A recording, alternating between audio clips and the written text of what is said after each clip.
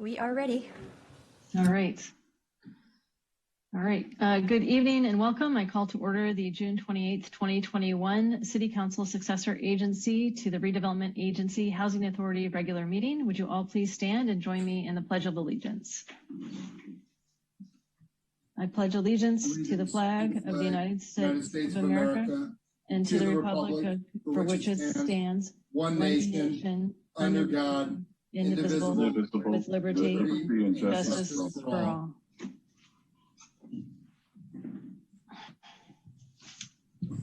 All right, thank you.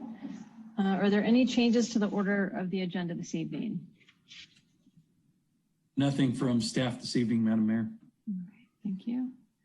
All right, and I'm not seeing any hands up from council. Greg Rubin, City Attorney, is there a report from closed session? There's no report from closed session tonight. Okay, thank you. All right, we'll move on to item 5, council communications and announcements. These are brief items from members of the City Council regarding upcoming events in the community and correspondence that they have received. They are informational in nature and no action will be taken on these items at this meeting. I see Vice Mayor McDowell. Thank you, Madam Mayor. This is actually I'd like to ask for a council communication. I'm wondering, given our last meeting and our vote about Laurel Street, if there's an update from the downtown subcommittee about next steps or when that committee might be meeting. Yeah, I think we've got a meeting scheduled coming up in early July. I don't think it's scheduled yet, but I think staff was working on it.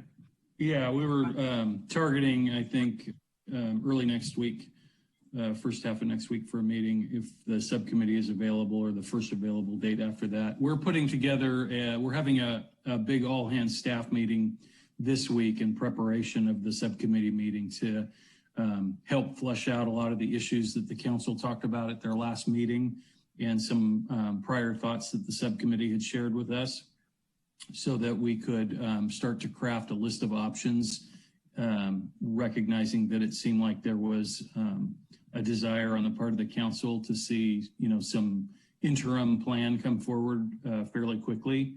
And I know some of the council members this week are meeting with merchants and business owners downtown. I'm meeting on Thursday, I think, with a group from the downtown, so we'll get some more feedback there, which I think will be helpful timing in advance of our next meeting.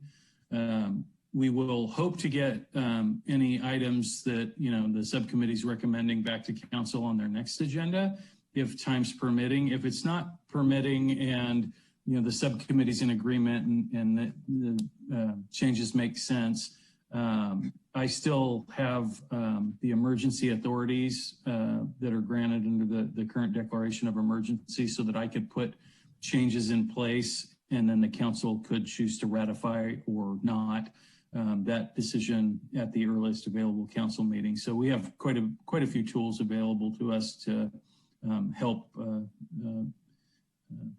with any anticipated changes to the current configuration or program of the downtown. Great. Thank you, Jeff, and thank you, Adam and Ron, for your continued work on this big topic. I too have been visiting with business owners, and I think there's a lot of interest among all of us to figure out next steps and how we can best support our downtown businesses. So really appreciate the update and the work. Thank you. And I apologize. I was looking at another subcommittee meeting that I just agreed to today, and I was thinking that subcommittee meeting was the downtown subcommittee. So too many subcommittees. All right, thank you. All right, I'm not seeing any additional hands raised for reports from council. Crystal, are there any members of the public who wish to make a public comment? This is for persons wishing to address City Council on matters not on the posted agenda may do so. Each speaker will be limited to 2 minutes. If the item you are speaking on is not listed on the agenda, please be advised that the City Council may briefly respond to statements made or questions posed as allowed under the Brown Act. The City Council's general policy is to refer items to the staff for attention or have a matter placed on a future City Council agenda for more comprehensive action or report informal public discussion and input at that time. Yes, we do look like we have one hand at the moment. Debbie, you should be able to unmute yourself. There you go. Good evening, Council, and I would just like to say thank you very much for listening to the community about the concerns about storm drains. We do feel like you have heard us. We thank Steve Machida, the staff, City Council, and all the members of the staff who've worked behind the scene to put items in the budget tonight to improve the storm drain infrastructure, especially as it relates to Clovis Creek. So thank you very much from me and from many, many of my neighbors who feel recognized and appreciated in your commitment to the environment as it relates to storm drains. Thank you. All right, thank you, Debbie. Thank you, Debbie. I do not see any further hands. Okay, thank you. All right, the next item is the consent calendar. Does anybody wish to pull an item from the consent calendar? Vice Mayor McDowell? Thank you, Madam Mayor. Tonight I wish to pull item K, the resolution on Cherry Street Commons, please. Okay, anybody else have any other items to pull? All right, I don't see any additional requests. So Sarah, or I'm sorry, Vice Mayor McDowell, if your item is fairly quick, do you want to proceed? Sure. I just wanted to ask staff for a very brief presentation on this project. I think that affordable housing is so important to our council, and we're dedicating time and a significant amount of resources to this project. And I just think it's really important to keep the community informed on how it's going. So I see that Adam Aronson is joining us, so I'll let him take it away. Thank you, Vice Mayor McDowell. Yes, I'm Adam Aronson. I'm the city's Economic Development and Housing Manager. I'm happy to give an overview of this project. So it is a 100% affordable housing project at 1232 to 1244 Cherry Street. It is a partnership with the City of San Carlos, HIP Housing, and Eden Housing. And it is a workforce and family-oriented housing project. So that means there's a variety of unit types that will be in the project. And it's ideally located near downtown with access to transit, schools, the library, shopping, and parks. And Crystal, do you mind advancing the slides for me? Thank you. So on the left here, you'll see an overview of the area, and the red outline is the properties in question. And on the right is the site in question. So that red dotted outline shows where the actual development will take place. And it will result in the alley being relocated to more align with the existing alley behind Wheeler Plaza, and then exit straight down to Cherry Street. Next slide, please. And so what we expect to get out of the project is 30 to 35 affordable housing units. And it'll be a mix of 1, 2, and 3 bedroom units. Now, as the council may remember, earlier the project site was a bit smaller and it was mostly made up of studio units, but we were able to identify a small city parcel located between Wheeler Plaza and the existing site. And by adding that to the project, we're able to expand the size of the units so we could get 1, 2, and 3 bedroom units and make it a more family-oriented development to help meet a great need we're seeing in the community, and to also help make the development more attractive towards tax credit financing. Next slide, please. And so in terms of the city contribution, the city has an escrow already allocated $2.8 million for acquisition of the site of the property at 1232 Cherry Street, which is needed to help round out the site and enable us to relocate the alley. And then the council has allocated $4 million for project development. $1 million comes out of that $4 million for this pre-development loan agreement. And so what this agreement will do is help to facilitate funding for pre-development due diligence, architectural and design services, approvals and entitlements, and other related work, and really help the project start to move forward. It does not commit the city to approving the project at this point, and then the remaining $3 million will be distributed at a later date, according to the terms of a development and disposition agreement, which would need to come before the council for approval. And that $1 million comes from Fund 29, which is the city's housing and lieu fund. With that, I'm happy to take any questions you may have. Are there any questions for Adam, Vice Mayor McDowell, and then Councilmember Dugan? Thank you. Adam, just two quick questions. I just wanted to confirm that with the $1 million on our agenda tonight, that's a loan. Correct. Okay. That's correct. And then Yes. what is the time frame for getting this project, seeing it all the way through? I know we're so very early in the early stages, and I just think it's really important to kind of clarify for the community what the timeline could be. Yeah, so we're still a little ways out from where we get to the point of construction or anything like that. Right now, it's just going through design and pursuing entitlements for the project and helping to flesh out what the project will actually look like. In terms of entitlements, we expect that to perhaps happen and maybe get approvals in 2022, in the first half of 2022, ideally. That's the goal we're aiming for right now. And then sometime after that, if approval goes through, is when construction would begin. Great. Thank you very much for the presentation tonight. All right, Councilmember Dugan. Great. Thank you, Madam Mayor. And thank you, Vice Mayor McDowell. I appreciate you pulling this item because it is such a terrific project. And I commend staff for all the good work on this. Having a 100% below market rate project like this in our downtown core is just fantastic.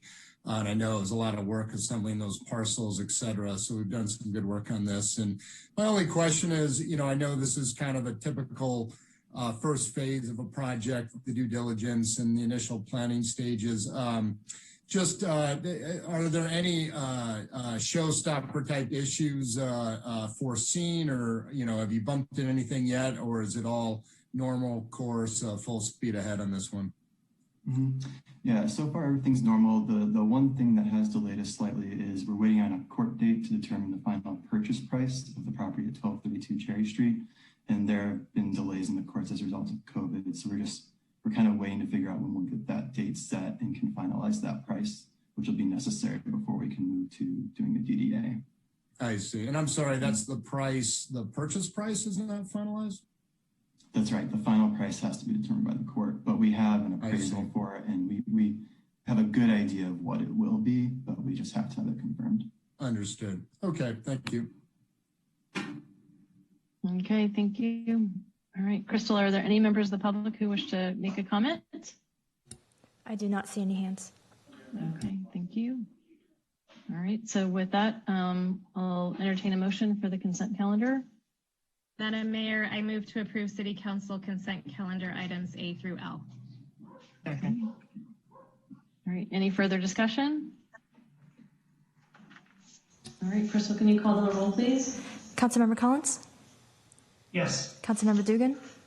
Yes. Councilmember Rack? Yes. Can I just ask one procedural question? Since that was pulled, can we just put it back in the consent calendar? Or do we have to vote on that separately? Since it occurred before the vote, you can just vote on it all at the same time. Got it. I just appreciate the clarification. And yes. Thank you. Vice Mayor McDowell? Yes. And Mayor Parmalohan? Yes.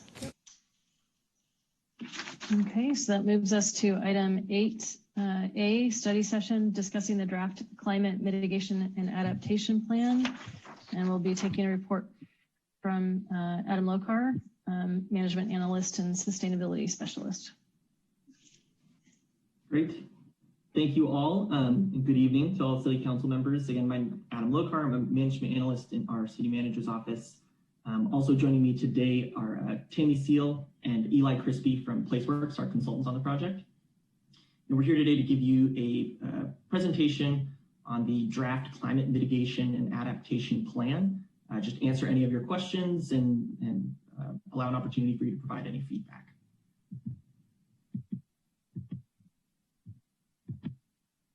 There we go. This is just a look at the project team. Rounding it down on the city side is Tara Peterson, our assistant city manager, and Nicole McDonald. And on the Placeworks side, the associates, Jacqueline Proston, Jessica Robbins. I'll start things off just with kind of an overview and provide some context behind this project. We already, as a city, have an existing climate action plan. It was adopted in 2009 as part of our general plan update. It's a strategic plan to reduce our community's greenhouse gas emissions, and it set the target of reducing them 15% below 2005 levels by and identified 21 measures to achieve that target. As you'll see in a moment, as of the most recent year we have data in 2018, we are 25% below 2005 levels. So we've already surpassed our 2020 goal. So the new plan, the Climate Mitigation and Adaptation Plan, we're calling it CMAP for short, it both updates and expands on the 2009 Climate Action Plan, really to ensure that the city remains consistent with state regulations related to greenhouse gas reductions and also other changing conditions. So it provides new greenhouse gas reduction goals looking out to years 2030 and 2050 and identifies strategies to achieve those targets. In addition to that, it also looks at potential climate change related impacts and vulnerabilities and identifies strategies that support kind of climate adaptation and resilience. It provides an implementation and monitoring program to kind of guide staff in executing the plan, and will also have an environmental review that's consistent with the California Environmental Quality Act. This is just a big layout of the document. The executive summary just provides a high-level overview. The introduction describes both the purpose and the kind of regulatory framework and how the plan was prepared. The greenhouse gas emissions chapter is an analysis of our emissions, both inventory and a forecast of those emissions going forward, and sets out the greenhouse gas reduction targets. The vulnerability to climate change chapter includes the process for developing the vulnerability assessment and provides an overview of the city's populations and assets and how they may be impacted by climate related hazards. The greenhouse gas emission reduction pathway provides the goals, strategies, and actions chosen to help San Carlos achieve the reduction targets, including the amount of emissions reduced for each strategy and the associated co-benefits. And then the adaptation pathway chapter is very similar. It's just focused on climate change adaptation. And then it finishes with an implementation strategy describing how the plan will be implemented. I'll talk a little bit about preparation and timing. We began this project over a year ago, starting kind of with technical analysis of both our vulnerabilities to climate change and our greenhouse gas emissions. Over the winter and spring, we spent time developing both the mitigation and adaptation strategies. And now here we are in the summer, preparing and publishing the draft plan. So throughout this process, we've strived to create opportunities for public engagement through a variety of different means to ensure that the CMAP is reflective of our community's desires, values, and expectations. So in the first phase of community outreach, we announced the plan through a spotlight newsletter. We went and presented to all the city commissions to announce the project and invite participation. And then we hosted 2 workshops in August and October of last year to kind of kick off the project, show the community the revised greenhouse gas inventories, the vulnerability assessment, and gather their thoughts on possible actions the city could take to address climate change. We then took that feedback and crafted kind of high-level strategies, which then we took back to the community in February of this year with a third workshop to get their input on those strategies.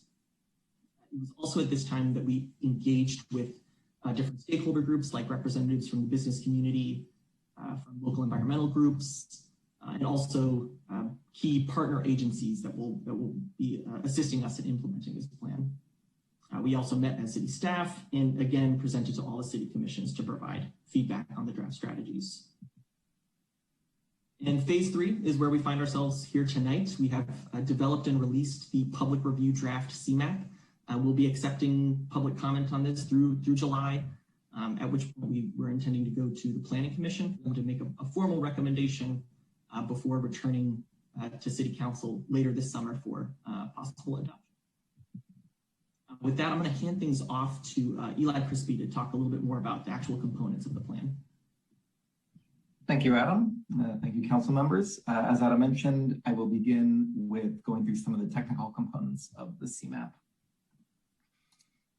Oops, looks like you closed it and let me pull it up again.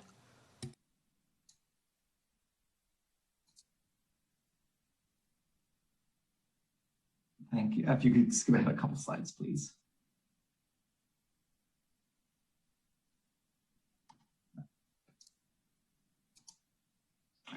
So the vulnerability assessment describes how climate-related hazards like drought and sea level rise are expected to change. So we'll begin with the vulnerability assessment.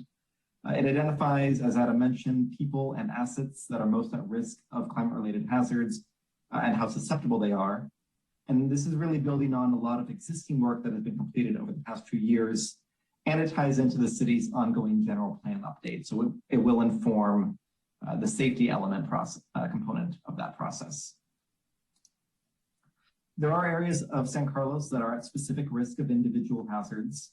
Certainly areas near the shoreline are at risk of sea level rise, and that includes some of the areas that have seen a lot of new business development lately. It is possible that without action, some of those areas could be permanently underwater in the latter half of the century. Areas along the creeks, and especially in the low-lying areas south of downtown, face an elevated risk of flooding, while neighborhoods closer to the hills have a higher risk of wildfires. And certainly there are some hazards like extreme heat and drought that may affect all parts of the city more or less equally. So the CMAP itself goes into much greater detail about the vulnerability assessment, but it is worth calling out a few of the specific findings. So we found that an increase in extreme heat days, along with increases in air pollution from more wildfire activity, is likely to create higher health risks for many different populations. And that includes senior citizens, persons with disabilities, younger children, persons with chronic health conditions, and a number of others. Many population groups, especially those with limited mobility, are likely to face challenges during evacuation events, and those types of events may become more frequent. And the vulnerability assessment also found potential disruptions to the energy network, and that can occur from wildfire, extreme heat, and severe weather events. So that's a quick overview of the background of the climate adaptation side of things, and I'll now talk about the greenhouse gas components in the CMAP. So a greenhouse gas inventory is part of the foundational work of the CMAP, and this is an assessment of the greenhouse gas emissions that are attributed to San Carlos. In the CMAP, we look at both the emissions from the entire community, residents, businesses, visitors, and so on, as well as those from the operations of the city government. So the CMAP looks at emissions as far back as 2005 in the case of the community and 2015 in the case of city operations, and charts how emissions have changed since then. This goes into a little more detail about what is included in the two different inventories. And you can see that the community-wide inventory is meant to cover the range of activities that occur in San Carlos, while the city operations inventory, that's really focusing on what is happening at city facilities and who is using those facilities.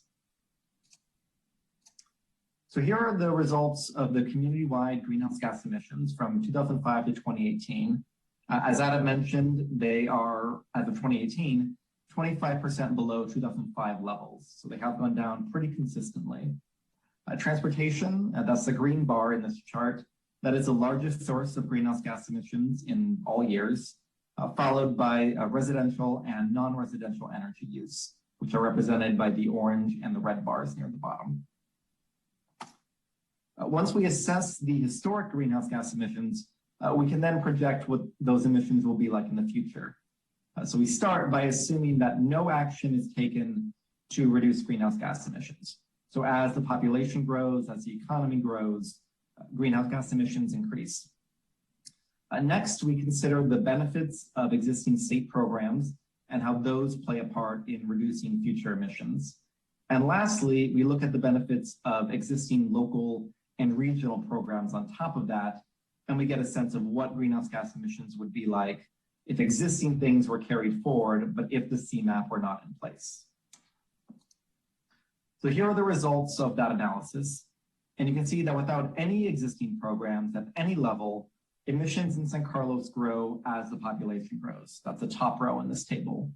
Once state programs are factored in, the emissions are fairly steady out to 2050. And then when local programs such as PCE are factored in, emissions start to decline. So by 2030 and 2050, emissions are a little bit below where they were in 2018. And I should note that this does not include the recently adopted all-electric REACH code that is assessed elsewhere in the CAP and that will bring emissions down even more along with the other policies in the CMAP. Here's a larger list of some of the actions that San Carlos has taken from the existing cap to help reduce greenhouse gas emissions so far. As we just showed, these are likely to continue reducing greenhouse gas emissions in the future, and these have helped to play a foundation in developing some of the new greenhouse gas reduction strategies that are in the CMAP. So with these existing emission reduction strategies factored in, you see that the overall distribution of emissions doesn't change too much. Transportation does remain the largest source, but it does keep emissions well below both the 2005 baseline and where emissions were back in 2018. And with that, we can get into the greenhouse gas reduction and the climate adaptation strategies that are in the CMAP. So on the greenhouse gas side, the strategies are meant to reduce greenhouse gas emissions on a path that is consistent with the state's targets. So California has adopted a target of reducing statewide greenhouse gas emissions 40% below 1990 levels by 2030, and is working towards a goal of 80% below 1990 levels by 2050. So that's a pathway for reductions that the CMAP puts San Carlos on. I should point out that these are targets, and the pathways that go along with these targets, these are meant to be a floor for greenhouse gas reductions, not a ceiling. The city does have the option to go beyond this pathway to further reduce greenhouse gas emissions, or the city can prioritize certain measures or accelerate these reductions and try and hit these targets sooner. There are likely to be some new policy and technology innovations in the future that can further reduce greenhouse gas emissions that are not accounted for in the CMAP simply because we're not aware of them. So consider that the 2009 cap didn't include the full benefit of PCE. But the city took advantage of that opportunity when it became available, and it played a significant role, as you saw, in reducing emissions. So there may be more currently unknown opportunities like that become viable in the future. On the adaptation side, there aren't really specific targets to hit, but the CMAP does make sure that the city is complying with state laws to assess the harm that is posed by climate change and to develop strategies that improve community resilience to climate change and associated hazards. So getting into the strategies a little, on the greenhouse gas reduction side, there are 33 strategies in the CMAP, and they are organized around 8 goals that are really meant to reduce 5 key sources of greenhouse gas emissions in the community. Each of these strategies does include a number of targeted, what we're calling implementation actions that are very focused items to help the city put these strategies into effect. There are 2 ways to reduce greenhouse gas emissions. One is to decrease the amount of an activity that produces the emissions, and the second is to decrease what is called the carbon intensity. That is the amount of emission produced per unit of activity. So for example, if we were reducing emissions from transportation, the CMAP can reduce the amount that people are driving, make it easier for people to use other forms of transportation, for example, or the CMAP can decrease the carbon intensity. And that would be by increasing the use of fuel-efficient and electric vehicles. So the CMAP is leveraging both of these strategies wherever possible. To walk you through some of the sectors in the CMAP and the associated policies, I want to start with the energy side of things. So recall that energy is one of the major sources of greenhouse gas emissions, and emissions from electricity have dropped 75% from 2005 to 2018. And that is largely thanks to PCE and the clean sources of electricity that it provides. Natural gas emissions have also declined since 2005. There's a much smaller amount of decrease since there isn't really an available clean source of natural gas the way that there is with electricity. But the new all-electric REACH code will certainly help to reduce these emissions in the future. Looking at some of the energy-focused strategies in the CMAP, you can see that it includes energy efficiency, renewable energy, decreases in natural gas use, and improving the resilience of the energy system to help protect against power outages. And that includes providing more resilience against the public safety power shutoff events, the PSPSs. On the transportation side, there was more traffic on the road in San Carlos in 2018, than there was in 2005. I'm sure that's not a surprise to anyone. But thanks to cleaner vehicles, emissions from transportation actually fell 14% over that period. So even though more people were driving, there were more cars on the road, total transportation emissions were down, largely because of cleaner cars. So the CMAP builds on existing efforts and new state-level activities to bring these emissions down even more. The CMAP is meant to make it easier to use for residents and visitors and employees to use walking and biking and micromobility as ways to get around. The CMAP supports increased use of mass transit. It allows for land uses that are less car dependent. And it also helps with the transition to increases in electric vehicles, building off some of the recent state declarations around this topic and what we hope to see soon from the federal government as well. Water, wastewater, off-road equipment, solid waste, these are smaller sources of greenhouse gas emissions, but it's still worth addressing in the CMAP. And I want to point out that emissions from many of these sources were lower in 2018 than they had been in previous years, and that is despite the city's population growth. So the strategies associated with waste are not only about improving composting and recycling and keeping waste out of landfills, as important as that is, but they also are meant to promote a transition away from disposable items and towards more reuse and repair so that there is less waste being produced in the community in the first place. There are also a number of strategies around water efficiency and supporting cleaner construction and cleaner landscaping equipment. So when we add up the combined benefits of all these strategies, that is what you see here. Given the levels of implementation that are assumed in the CMAP, there is a pathway for San Carlos to reduce greenhouse gas emissions 41% below 1990 levels by 2030 and 84% below 1990 levels by 2050. So that exceeds the reduction pathways set by the state. Again, the city does have the option to go farther or can accelerate this pathway if desired, but the city is on track to go beyond what the state has currently set for itself. On the adaptation side, the adaptation strategies are really meant to respond to some of the specific findings in the vulnerability assessment. That includes findings that specific hazards, such as extreme heat days, are likely to occur more frequently. There is likely to be an increase in regional wildfire activity, and of course, the rising bay levels. The adaptation strategies in the CMAP address the full range of climate change related hazards that are assessed, but they do focus on some of the issues of greatest concern. So this includes new education and awareness programs, increased community services, especially for vulnerable persons. There are recommendations for capital improvements, and there is also an effort to support more regional collaboration to address a lot of these issues in partnership with neighboring communities, with San Mateo County, and with the Bay Area region as a whole, since these hazards, of course, do not simply stop at San Carlos's borders. So tonight we are asking that the council look at the components of the draft CMAP and provide any feedback, and that the council recommends that the CMAP come back for adoption following a public review period. Following tonight's hearing, the project team will take and address any public comment that we receive. The CMAP will go to Planning Commission for a recommendation later on, and then we'll return to the council hopefully for approval. And I recognize that was a lot of information all at once, but that is the end of our presentation, and we would certainly be happy to answer any questions that you may have. So thank you. Thank you, Eli. Thank you, Adam. Any questions from council?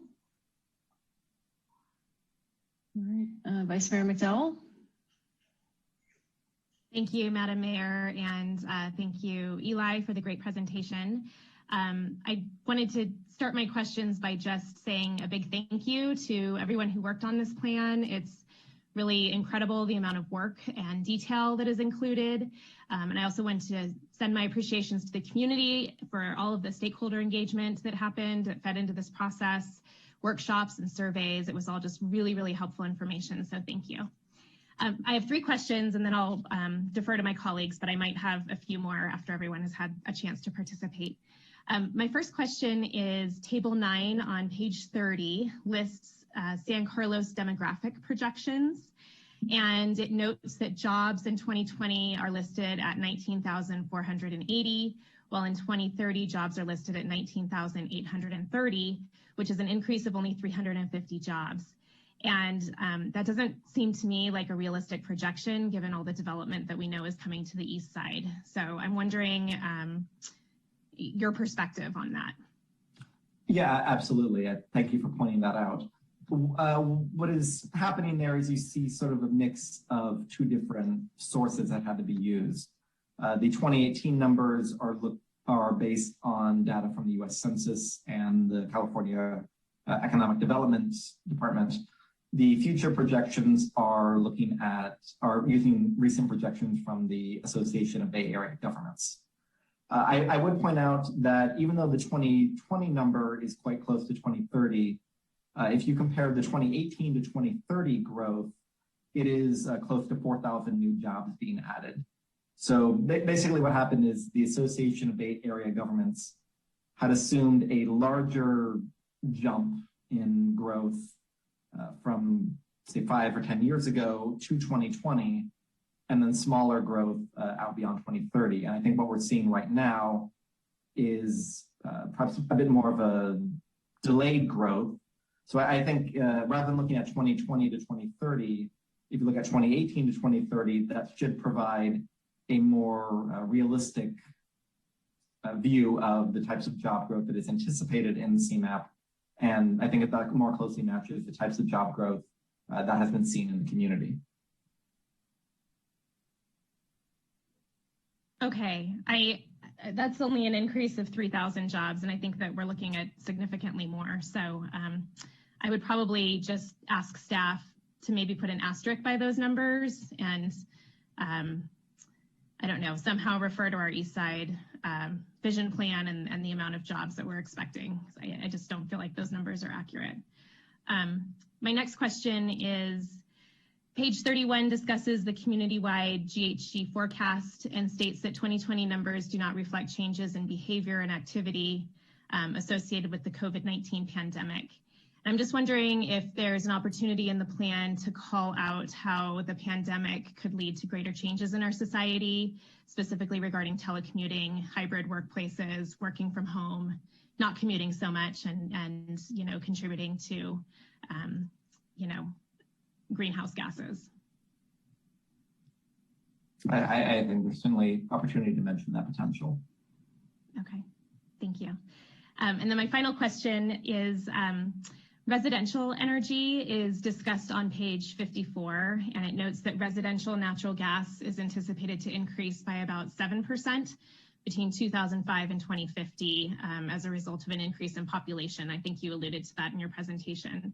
But it also says without factoring in amendments to the San Carlos building code that require most new buildings not to use natural gas. And so you mentioned that REACH codes are talked about in the plan, but I'm a little confused on why our REACH codes weren't factored into the natural gas increases that are anticipated.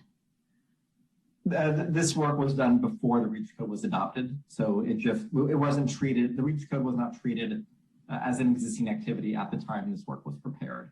So that is why it is assessed separately as one of the strategies and was not considered an existing action. Assessing it as a strategy also allowed for more detail around some of the implementation actions, which are meant to ensure that the REACH code is not only receives proper education and awareness in the community, but that the CMAP directs there to be a pathway for the REACH code to be updated and readopted on a regular cycle to help maintain those emissions. So we wanted to kind of give it the highlight and the prominence that it deserved, which is why it's treated separately as a strategy. And I guess it's too late in the process to go back and try and edit those numbers to see what would be a more realistic expectation now that we have the REACH code? Well, the reductions from the REACH code are indicated in Chapter 4 of the CMAP, I believe. Okay, go back and check that out. I'll defer to my colleagues now. Thank you very much for your answers. Thank you. Councilmember Dugan. Yeah, thank you, Madam Mayor. And yeah, thank you for this report, staff and PlaceWorks, and appreciate all the community outreach. Very thorough, very extensive, kind of my first time really looking at kind of the full width of what as a municipality we can consider around climate action, which I'll save my comments on the importance of what we're doing here for later in discussion. But a couple of brief questions. First, kind of glad to see, obviously, our steady reductions in greenhouse gas emissions. And just, how do I come to understand that as far as, obviously we're not out there measuring that. How are those things estimated, and, how accurate is that really? Can we really hang our hat on those estimates? And, kind of how do you guys, what's the degree of confidence I can put in estimates like that? We are fairly confident in these numbers. We do follow all of the guidance and the best practices that are endorsed by the state of California that are recommended for use by local governments.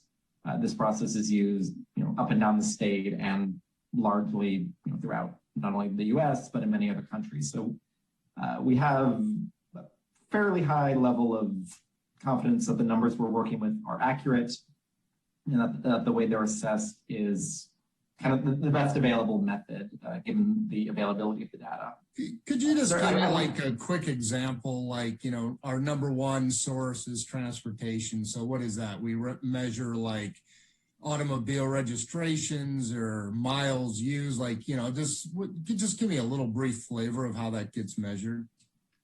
Certainly. So in the case that you gave with the transportation, there is a traffic model for San Mateo County, and there's one for the entire Bay Area, but there's also one for San Mateo County.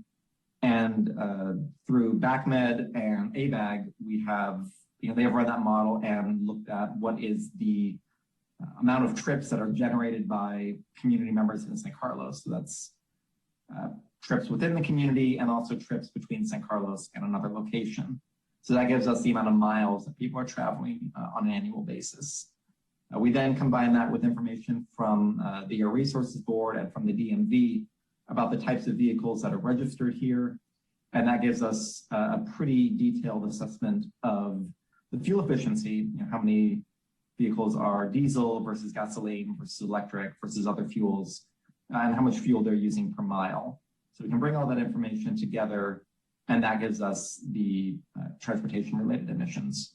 So I wouldn't claim that it is absolutely 100%. There is no error or no margin anywhere at all, but it is it is accurate. It is consistent with the way this is done throughout the state. And we are, as I said, pretty confident in these numbers. Okay. No, thank you. I appreciate that color. And, and what I most appreciate is that, all that thorough analysis boils down to, 10 goals and 45 stated strategies. And some of those, it felt like we could really sink our teeth into. But I was curious, is that list as presented, is that prioritized in any way? Is there any way as policymakers we should be thinking about how to prioritize those, or, how do we go about digesting that? Because it's pretty hard to keep 45 things in mind simultaneously. Mm-hmm. It is not currently prioritized. I would certainly defer to city staff and to you and other decision makers on how it should be prioritized. What we've tried to do is lay out the information that can support making those decisions, the level of reductions that are achieved, some estimates around what it would take as far as cost or other resources, funding that might be available, partner agencies, and so on. So we're just trying to provide the tools and the information, and then we hope that the city will go through that prioritization process kind of as the time and as the resources become available. Okay, I see. I personally, I didn't really notice the tools or the data to prioritize those, or like the relative impact expected from each or the relative cost of each. So any more color we can gain on that would be appreciated. But great. Those are my questions. Thank you. Thank you. Councilmember Rack. Thank you, Madam Mayor. I just also want to thank staff, Adam and Tara and Eli, for all the great work on this and all the community input. I think that's fantastic, and it's wonderful to see so much coming together here. I had a couple kind of comments / questions. I just want to reiterate what the Vice Mayor mentioned in terms of the growth in jobs. And you know, we're looking at significant footprint in terms of commercial development and you know, making sure that we're capturing that when we're thinking about the reduction. I know the REACH codes will have some impact on that because we covered commercial development for that. But I guess my question is, and I didn't see it in the set of goals, is, you know, is there a way to capture, you know, maybe some recommendations or that staff, and we look at maybe in terms of some of the building codes and zoning codes, that we try to do more around electric vehicles, around transportation. I know there's sort of transportation demand is in there, but some more specifics around the commercial development, given that I think that's, I just can see our transportation sort of emissions and output going up significantly. And is there a way to sort of capture that maybe a little bit better to kind of target on that?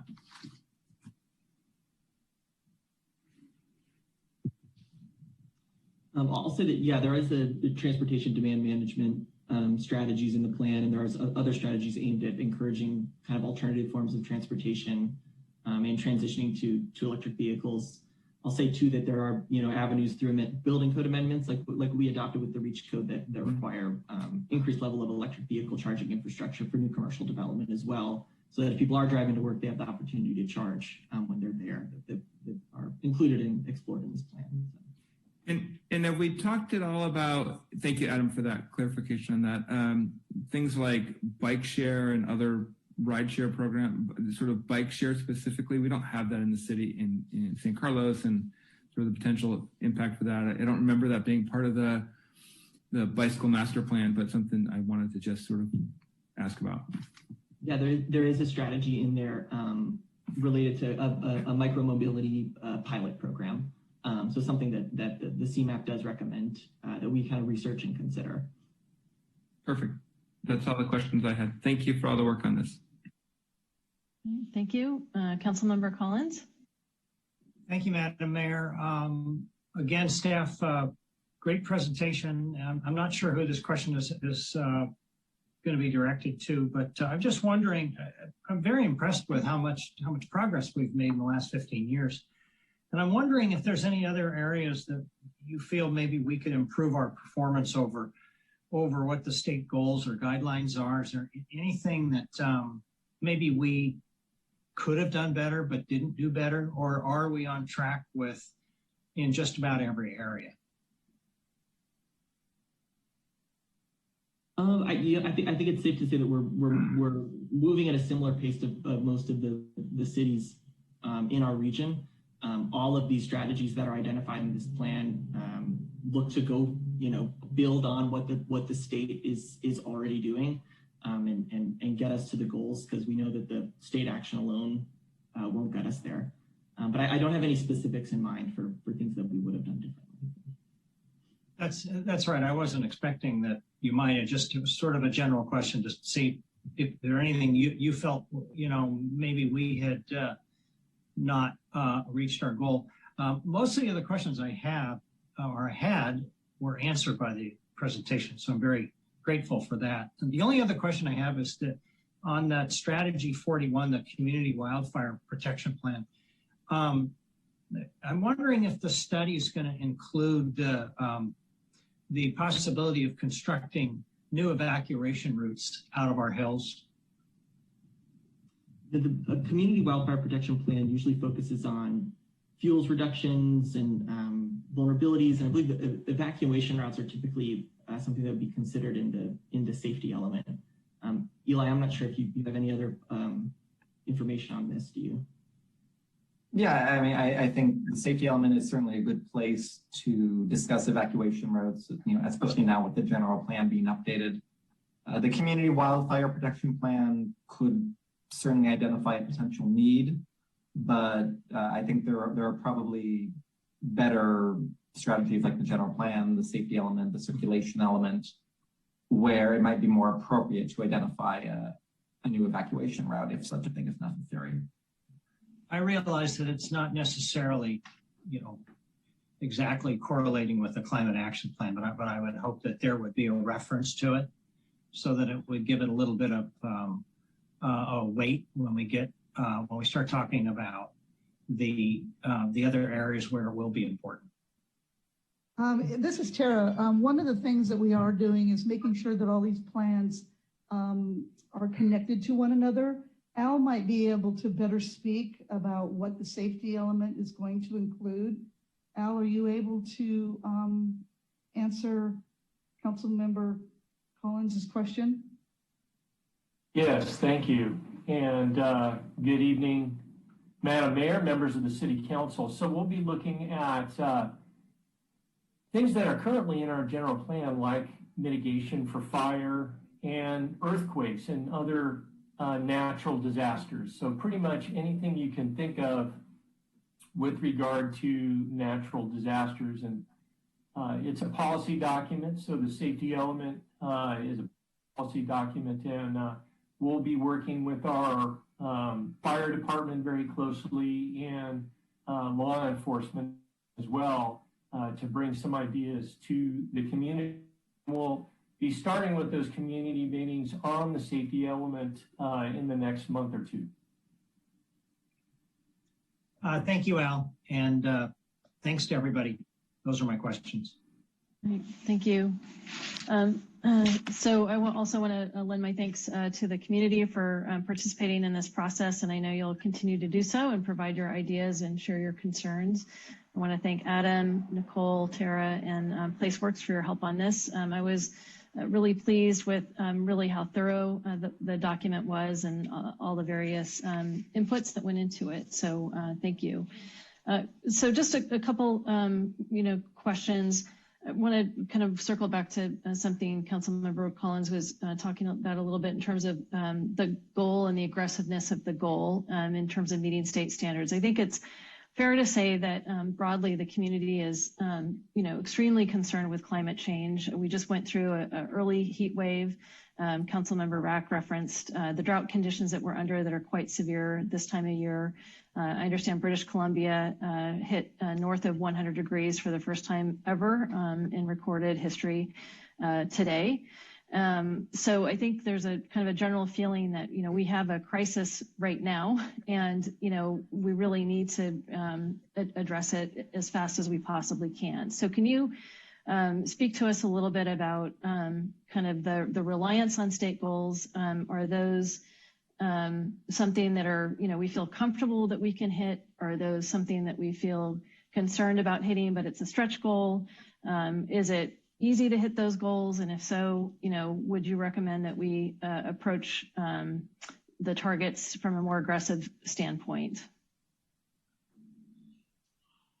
I would say that what you've got so far is, in our view, what is a aggressive but also a viable and achievable pathway. And we certainly don't want to recommend something that would go beyond what we understand to be the city's ability to achieve. We recognize that that doesn't do anyone a whole lot of good.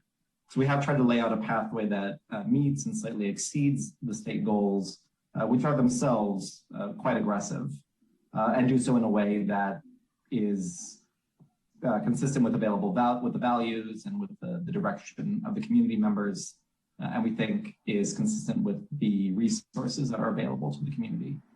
Certainly, if a more aggressive target or if a more accelerated target is something that was desired, there are ways to achieve that. It would depend on whether the funding to do that would be available, and if the community was sort of ready, if you will, to commit to those more aggressive reductions. So we have, we've looked at what that might take, and the effort would be quite substantial. Okay, thank you. All right, and then kind of a couple more questions. So getting with respect to that sense of urgency I think there's also a feeling that, it might be helpful if we were to have more regular conversations about this and discussion points. So Adam, right now we have pretty much on the docket that we have a check-in once a year on this. What might be the possibility for us to have more regular updates on our progress to goal and target here? We defer to Jeff or Tara maybe on this question about procedure here on checking in. Yeah, sure. This is Tara. We would, anytime there was something, any progress to be made, we will go ahead and add something into the council newsletter. So it could be much more often than even monthly. But we would want to make sure something had happened and not just waste the council's time or the community's time with things that are potential or that are in the works, but we really want to be showing progress. Mm-hmm. Okay, all right, thank you. All right, and then the other feedback that I've received from the community is around the levee. So there's an effort underway, One Shoreline, which is taking a look initially at the Foster City, San Mateo area up north towards SFO around increasing the height of the levee. And I noticed, Adam, in one of the graphs that you showed that there is a portion of San Carlos that where there's a levee that is kind of vulnerable, I guess. And so I'm just wondering kind of where are we in the process as the city of San Carlos and participating in increasing the height of the levee to address bay level rise. And I see, Jeff, you have your video on, so I'm assuming you might want to address this question. Yeah, thank you, Madam Mayor.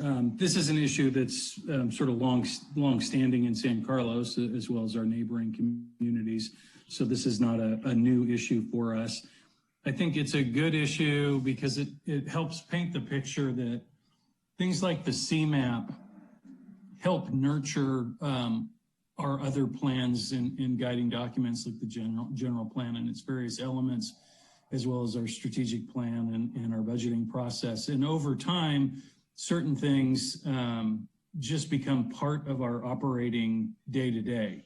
They sink below the water line and just become a normal, no pun intended there. They become part of our normal thinking and operations. And the levee is one of those. We've raised the levee before in our history, and in fact, in the not too distant history, we've raised the levee. And what we do, because we have such a small linear footage, I think it's around 500 feet of levee of a system that obviously, is many tens of thousands of feet on our side of the bay long. We're a very small player, so we participate in the regional dialogue around it. But really, what we look to is our neighbors on either side of us on the bay, Redwood City and San Mateo and Foster City, in those areas, for what they're doing with levee projects, and then we piggyback on them. So we'll include our segment as part of their project and work out an agreement with those agencies to pay for our linear footage. It makes the project bigger, more cost competitive when it goes out for bid, makes the project in maintaining the levees more competitive, more affordable for the taxpayers. But unlike some of our neighbors, because it's such a small project for us, it's not really been something that we needed to do a lot of long range planning for, to be sure that we had the financial resources in place to be able to take on a large scale project. This really falls more in line with a lot of just the annual maintenance projects that we tend to do in the city. It's not a small number, but it's not a big number by any stretch either. And so when those projects are ready to go forward, we usually know, at least a couple of years in advance, and we build those into the city's capital budget, bring them forward for council consideration. And then the project goes forward and the levees get raised. So I'm confident that, that San Carlos very much has this issue well in hand and will continue to be, a good partner within the region in terms of maintaining our levees. We're certainly not going to be the low point in the system. Okay. Thank you, Jeff. I appreciate that. Vice Mayor McDowell, I see you have your hand up again. Thank you, Madam Mayor. If you're finished with your questions, I had two very quick ones, and I really appreciate you asking the sea level rise question because that was on my list. I know that's top of mind for a lot of people in our community. My question is on the neighborhood hubs that are mentioned in Strategy 13, which is encouraging the establishment of these hubs within existing residential neighborhoods that would be kind of small scale retail and service uses. And I'm having a hard time envisioning what that would look like in San Carlos. So I'm wondering if you could just paint a little color on that. The only place that I could really imagine it happening is if the Black Mountain property turns into some kind of a neighborhood. So just curious about that. Hi, this is Tara. I think Al would be most suited to answer that question.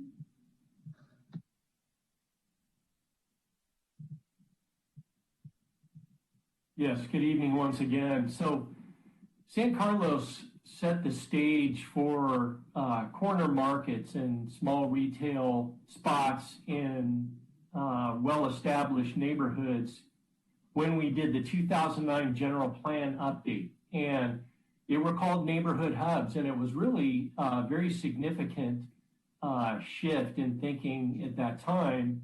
And the community supported the idea of, even in, again, these single family residential neighborhoods, well established, to say there could be a parcel on the corner that might have a small market like the one we have in the Devonshire area.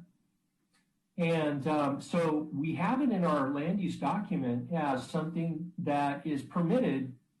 You'd have to get a use permit to do it. So someone, let's say you have a corner lot in a neighborhood, theoretically, you could come to the city and say, I want to either convert my house into a small market or, maybe a coffee place or something like that. And you'd go to the planning commission and you'd have a hearing, and there would be consideration of a use permit. And they would consider things like where people would park and any mitigations to the neighborhood. So we set the stage with that a number of years ago, but as you can imagine, it might be somewhat of a challenge to actually go ahead and do that. Okay. Adam, I'm sorry, Adam, is there anything else to add to that? I don't, but if there's other questions, I'd be happy to answer them.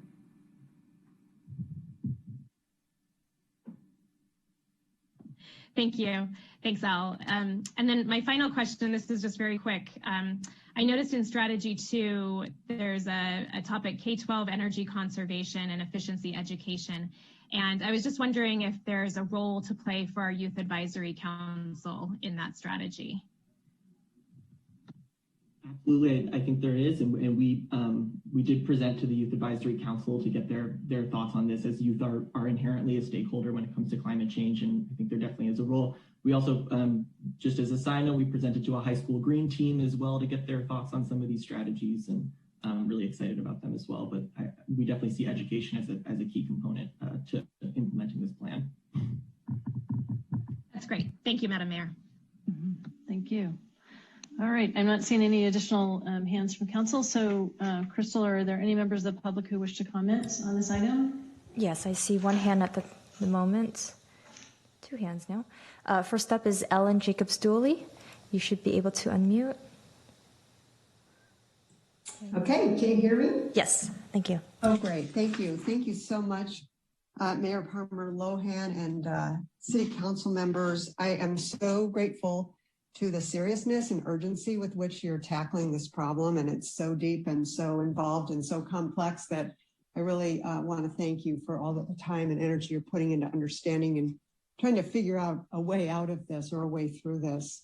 I'm representing Citizens Climate Lobby. We have 69 San Carlins in our San Mateo County chapter. And just briefly, Citizens Climate Lobby is a nonprofit, nonpartisan organization. We have like 185,000 supporters across the country in every congressional district.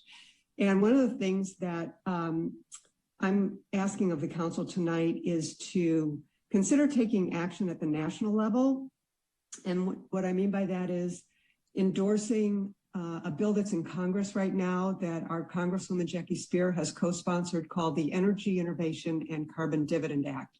Basically, it's a carbon pricing bill, and it would charge polluters a fee based on the carbon emissions content, and it would, the revenue that was collected from that would go to American households. So there would be no growth in government. It is a very people-friendly, health-friendly, climate-friendly policy that really needs to be part of a climate package. And city councils around the country are endorsing this. Chambers of Commerce, excuse me, and lots of entities that I couldn't, too many to name here. So my question is, my request is to have you pass a resolution to endorse HR 2307 and send a letter to Representative Spear, thanking her for her co-sponsorship and leadership on this issue in Congress, because we need to mitigate the carbon emissions from the source, as well as all the great work that we're doing here locally. Thank you very much. Thank you, Ellen. Thank you, Ellen. Next up, we have former council member and mayor Mark Olbert. You should be able to unmute. Hey, I figured out how to unmute, Crystal. Thank you. Thank you. Good evening, Mayor Palmer Lohan, Vice Mayor McDowell, and other council members. Thank you for taking time for my comment. Before I get to it, I will just mention in passing that if those job projection numbers that were used in the analysis actually hold true, somebody had better contact all of the people doing major developments in San Carlos right now and tell their accountants to start writing off all the assets they're investing in, because obviously there'll be no people working in them. So I hope that's something that can be adjusted before the plan gets finalized. The main thing I wanted to point out is it's interesting that in my review of the plan, there was one word even that I did not see mentioned at all, which actually I think potentially has a huge impact on being able to make a significant change, and that's housing. A major source, if not the major source of greenhouse gas emissions in the United States is transportation, and a big part of that is people commuting to and from work. You put jobs closer to where people live, and you cut that down significantly. You also have a lot of other benefits as well, like improving traffic patterns and removing traffic density. So I hope that that's something that the council will consider adding to the plan, because housing is a critical issue on many fronts, and it's yet another critical issue in greenhouse gas emission reduction. And it's also something that, frankly, I think could get broad-based community support behind, precisely because, as Mayor Palmer Lohan pointed out, there is such extreme urgency in people's minds about doing something about the greenhouse gas crisis that we've created for ourselves. So thank you very much for taking my comment, and good luck with the rest of your meeting. Thank you. Thank you, Mark. Thank you, Mark. The last speaker we have is Suzanne Emerson. Have I managed to unmute myself? Yes, thank you. Great, thank you. I'm happy to see that council and staff have put so much work into this draft CMAP. I'm happy to see that individual elements are assigned to different city departments to track and be responsible for. And I like that it includes annual reporting on status of implementation. There are a couple things that I'd like to point out. There was discussion earlier about the goal. Palo Alto's goal is 80% below 1990 levels by 2030 instead of the goal that's listed here of that level by 2050. Menlo Park has a very aggressive goal of zero carbon by 2030. I would like to see us aiming for something more than just the state minimum. Many of the individual goals are not quantifiable with measurable metrics. So when we're saying coordinate or encourage without any indication of what the goal is for those individual elements, it's unclear to me how we would know at an annual report whether or not the city is on track for any of the individual elements or on track as a whole until we do a whole nother greenhouse gas quantification. And the other thing I would like to point out is that although there is an element here talking about a capital improvement plan for increasing energy efficiency, there's no discussion of how to get the city facilities themselves off of burning gas. We should be changing that to say that by 2022, the city should develop a capital project list and funding strategy to transition city facilities from mixed fuel to all electric by 2030. Thank you for all your work on this. I will provide some written comments with additional details as well. Thank you. Thank you, Suzanne. Thank you, Suzanne. Oh, and we do have one more hand, David Crabb. You should be able to unmute. Yes, good evening, all. Hi. Do you hear me? Yes, thank you. Yes, I sent you a letter. I know a couple of you read it because you already responded back to me. Thank you. The main essence of that letter was really to, this report is really a good report. They cover a lot of things, but it's big. It's a lot of pages, 300 and some odd pages, a lot of detail in there, and we can get lost in the weeds in terms of what is going to really make the impact and what isn't. And I really urge you to try to prioritize that list a lot more specifically than it is now to the things that are going to make the biggest difference in this whole thing. I remember when Menlo Park was doing their climate change document, they ended up, I believe, with like 10 major elements of that they were going to emphasize. There was more to it than that, but the point was to prioritize the things that they thought were going to be most successful and most beneficial to the whole thing. And I urge you to do the same, to really look at all those different elements. And there are some that are they're nice, but the question is, you've got only so much time in the city to accomplish this, and where do you put your time and your effort in? And don't spin your wheels on something or put your time into something that you may get it accomplished, but it's like a tiny little blip of 1/100th of 1% of solving the problem, and try to concentrate on the bigger issues. And thank you very much for listening to me. Thank you, David. Thank you, David. And those are all our hands. Thank you. All right. Thank you. All right. So at this time, we'll open it up for discussion.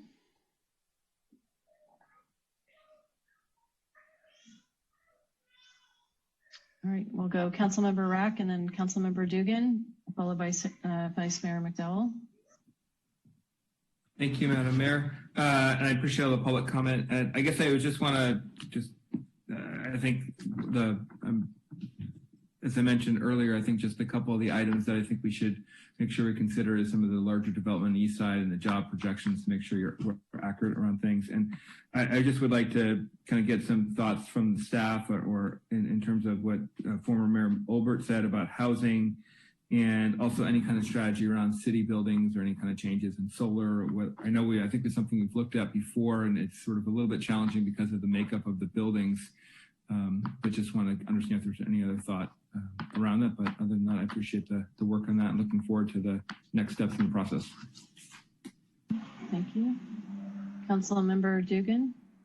Was that a question, Adam? Oh, I did have just a question about the housing piece and the city sort of buildings and how we can move towards more electrification. But if Adam or someone else can answer that. Yeah.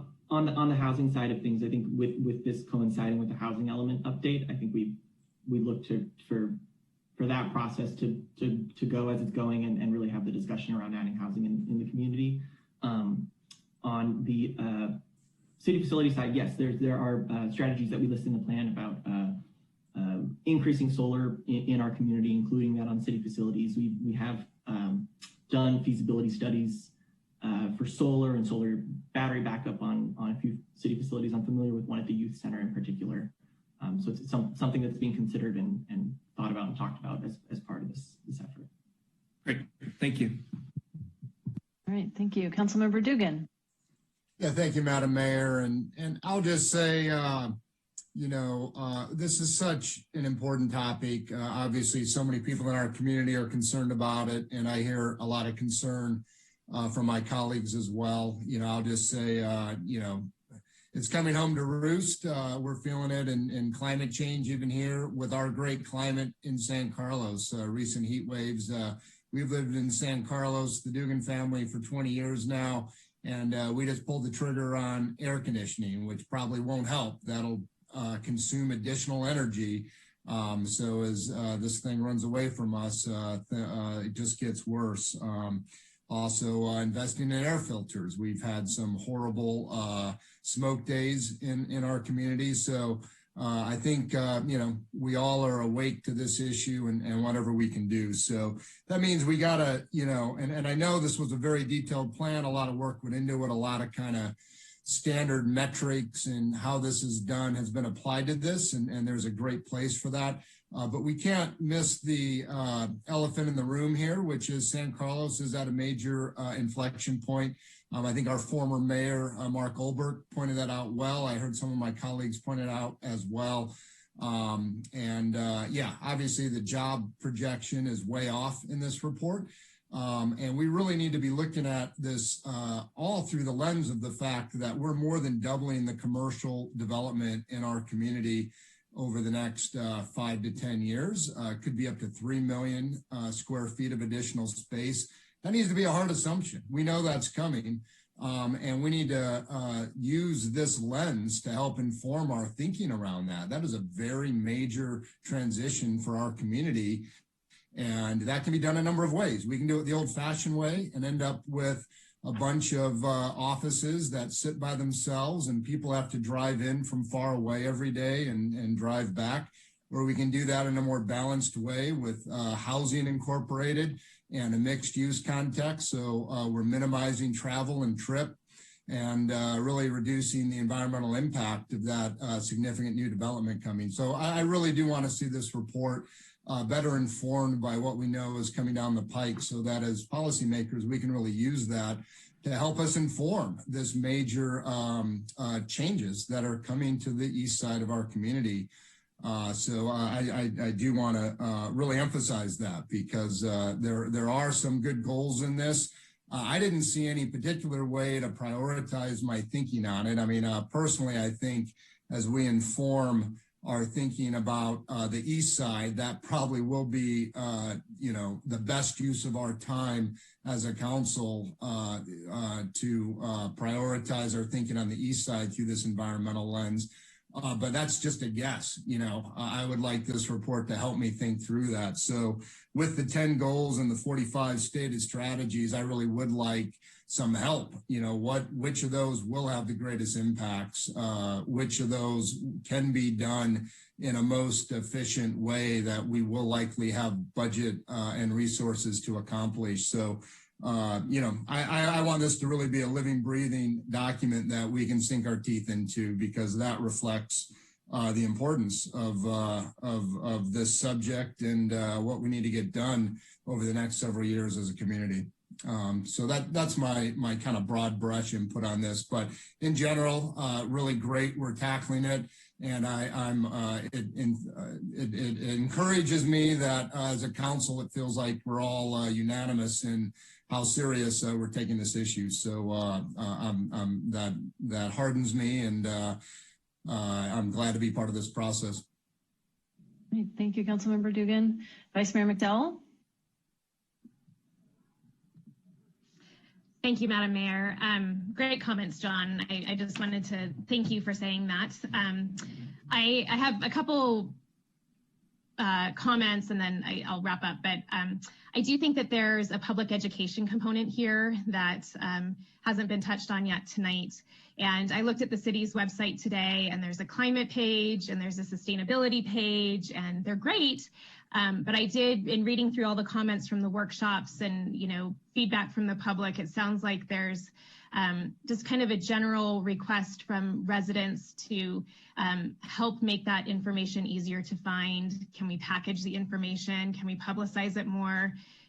Putting the incentive programs together, listing the grassroots organizations that can offer help, the incentives, the technical assistance programs. I think there's a lot out there. So someone requested suggestions for fair, safe landscaping, which I thought was a really nice idea for us to take on. There was a request for a map of charging stations in San Carlos. So I think if we can do some work into, the education component, that would be very valuable. Strategy 6 is on rooftop solar. And it mentions continued participation in the SunShares program to increase solar in our community, which is great. I was thinking perhaps SunShares could be linked on the city's solar permitting website to kind of link those two issues. However, I looked at SunShares website today and it says registration is closed for the 2020 season and discounts expired on November 30th.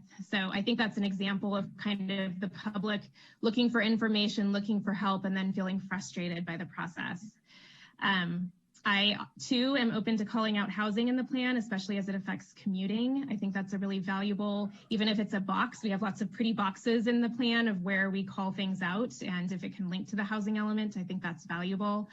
And I too think that, you know, I don't know how this comes back to us, if it's part of the next budget round or how we prioritize funding. I did see, you know, time frames are listed for each action item, near term, long term, but you know, we might need to start funding some of the long-term accomplishments now. So I too would love some clarity on that. But in general, I think that, you know, San Carlos can act as a leader, and I'm really proud of our council and our staff and our city for trying to lead by example here. I know that implementation of this plan will require funding and prioritizing that and looking for direction from council. And I think that we've made supporting sustainability issues and addressing climate change as one of our strategic goals, which I'm really proud of. And I think that we're all on the same page of wanting to continue to drive this forward. So also these goals are a floor and not a ceiling. And, you know, I think that that was a really good point to make tonight. So I'm looking forward to the work ahead and, you know, achieving additional greenhouse gas reductions in the near and long term. So thank you very much. Thank you. Councilmember Collins. Thank you, Madam Mayor. I just wanted to once again extend my thanks to staff for the incredible job they've done in all the time I've been on the council. I felt fortunate to watch the progress of this, and we definitely are headed in the right direction. We've made some dramatic improvements. There's one thing I didn't bring up earlier that was briefly touched on. That's the goal 8 regarding, you know, the impact on our water supplies. And I really would like to see us maybe partner with Redwood City and Belmont and possibly some other cities to really get serious about a water recycling program. That is going to potentially make a huge difference. 500 million gallons of wastewater goes into our bay every single day.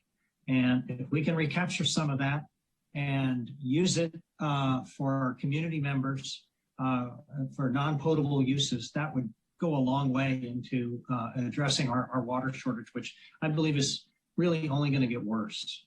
But other than that, this has been a great discussion, and I look forward to our continued progress on it. Great, thank you. All right. So sorry. I just want to I appreciate Ron bringing up that comment. I think that's definitely something worth looking into. So I just want to echo his thoughts on the recycling of water. Thank you. All right. So from my perspective, I think we can't act swiftly or decisively enough at this moment in time. I think from a offense perspective, changing our behaviors and adopting new technologies, and from a defense perspective, addressing that which has already been impacted by the effects of climate change, I think is really important. And those things include the actions that we're taking around mitigating risk of wildfires by hiring the goats and clearing the fuels, addressing the bay level rise and the flooding issues that were talked about earlier this evening. I also am very grateful that this council that oversees a community of 30,000 residents and 5.5 square miles is taking this very seriously. And I believe that we can certainly do our part to help reverse the trends that we've been facing with respect to climate change and move towards a more sustainable future.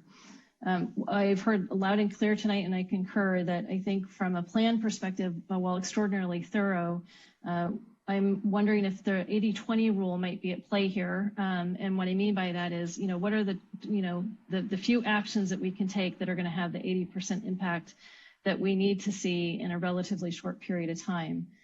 So with that, I think in another way to characterize, I think, what I'm hearing council call for, and I'm in alignment with this, is what is the relative contribution of each of the actions that are proposed in terms of reducing greenhouse gas emissions and reversing the trends of climate change, so that hopefully we could accelerate the attainment of our goals sooner than later.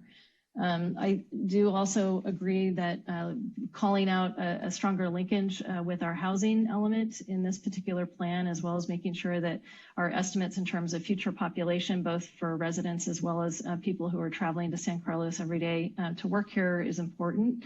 And I think we can also link that to, for example, making sure that our transportation demand management plan really encourages the use of shared and transportation, as well as other forms of mobility. I'm in alignment that education, I think, would be a helpful thing.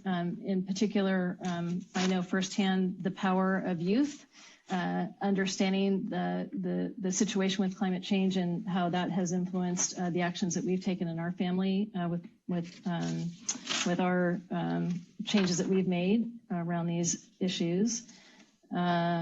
There are things that we've already talked about as council that we want to see.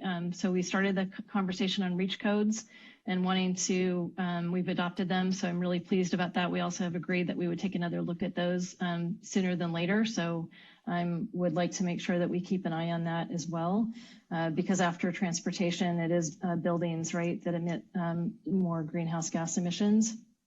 I also know that the partnership with Planeta Clean Energy is a strong one, and the goal there is for that organization to get to 100% carbon-free renewable energy by 2025. That will be really helpful. And there's a couple other things. I wanted to draw attention to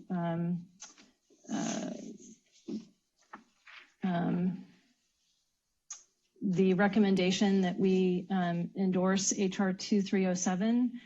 So for future, if the council would be willing to entertain that, we did share our support of that effort when it came to us a couple of years ago. It would be nice to revisit that, just to send an indication to Congresswoman Spira that we're in alignment with that approach, that we're supportive of that.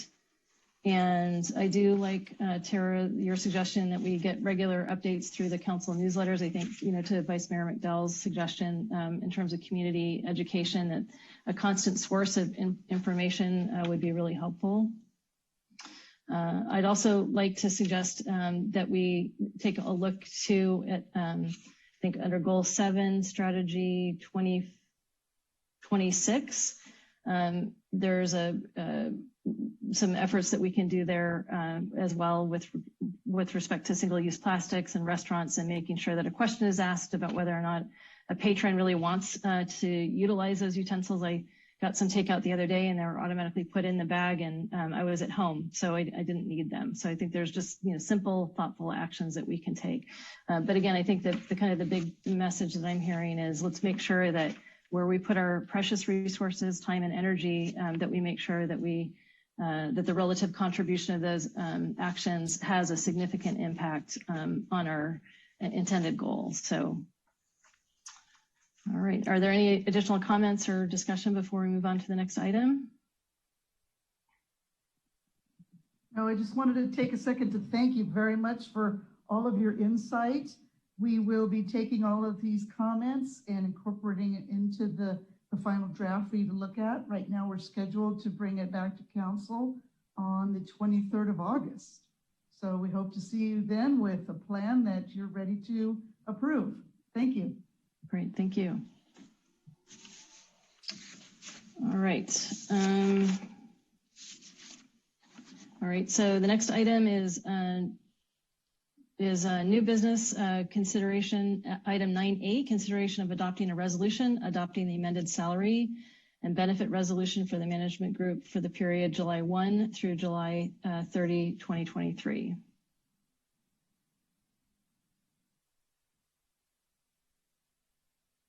Good evening, council members. Angie Rodriguez, Human Resource Manager.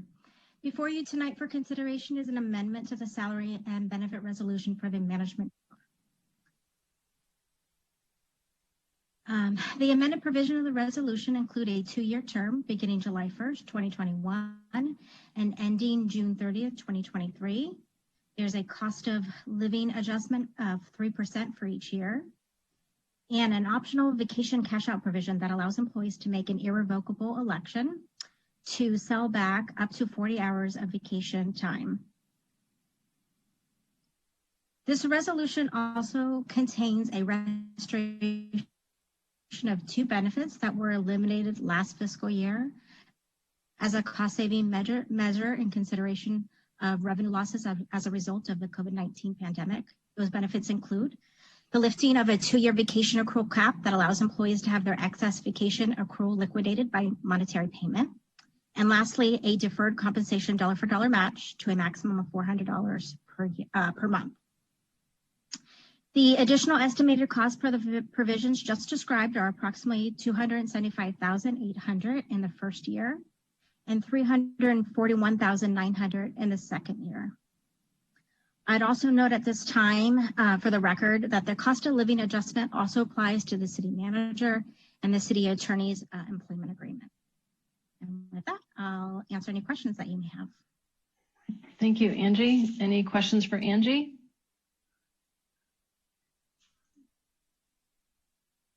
All right, seeing none. Crystal, are there any members of the public who wish to make a comment on this item? No, there are no hands. Okay. All right. Any further discussion from council?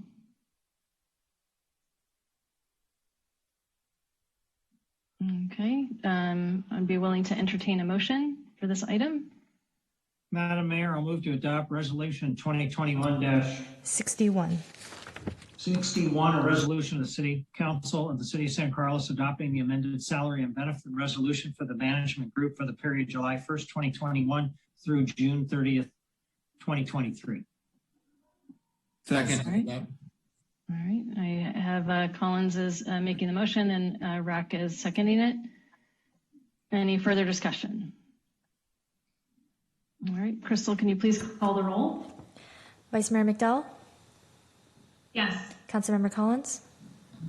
Yes. Councilmember Dugan? Yes. Councilmember Rack? Yes. And Mayor Palmer Lohan? Yes. All right, we'll move to new business item 9B, consideration of adopting a resolution, adopting the amended salary and benefit resolution for the confidential group for the period July 1st, 2021 through June 30th, 2022. Okay, that would be me again. So before you tonight is for consideration is an amendment to the salary and benefit resolution for the confidential group. The proposed changes for the confidential group is very similar to that for the management group. It is a 2-year term beginning July 1st, 2021 and ending June 30th, 2023. A 3% cost of living adjustment for each year, an optional vacation cash out provision that allows employees to make an irrevocable election to sell back to the city up to 40 hours of their accumulated vacation. Next slide. And similar to the management group, this resolution also contains a restoration of 2 benefits that were eliminated last fiscal year. They include the lifting of the 2-year vacation accrual cap that allows employees to have their excess vacation accruals liquidated. And lastly, a deferred compensation match, dollar-for-dollar match, up to $225 per month. The additional estimated costs for these provisions are approximately $65,400 for the first fiscal year and $73,900 for the second year.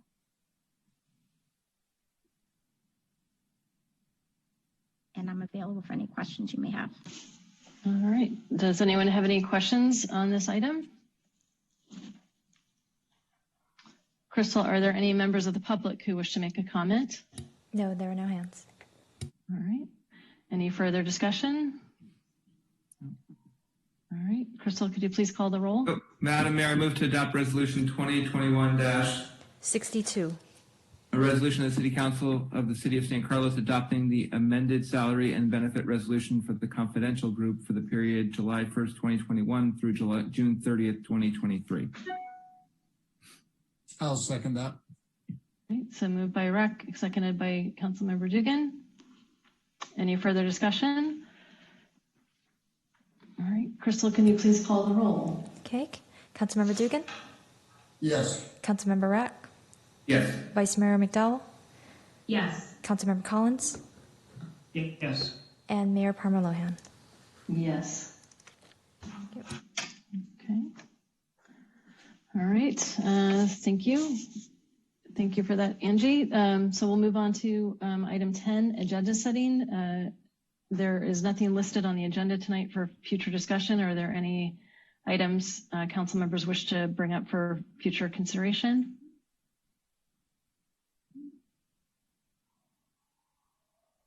All right. So with that, we'll move to adjourn. But before I do, I wanted to adjourn the meeting this evening in the memory of Bev Bouma. Bev Bouma started volunteering for the Adult Community Center in 2009, coordinating our health and learning lectures series. She provided 14 lectures a year, and in 2012 planned and coordinated our first Elder Care Resource Fair, which became an annual event now sponsored by the Daily Journal. In 2013, we hired Bev to plan and coordinate our trips and tours program. Since that time, she coordinated over 100 day trips and sent over 80 travelers to 12 different countries and all over the United States. She hosted 2 travel shows per year and up until 2017, continued to schedule our monthly lecture series. Bev endeared herself to staff and participants alike. She was a true asset and will be dearly missed. So, all right. All right. Thank So, you, Madam Mayor, I appreciate that tribute. thank you, Councilmember Dugan. All right. With that, we will formally adjourn our meeting. Thank you, everybody, for the discussion tonight, and thank you for the community for your engagement and staff for all of your work in preparing for this evening. Good night, everybody. Yeah, Good night. Good night. Right. Thank you.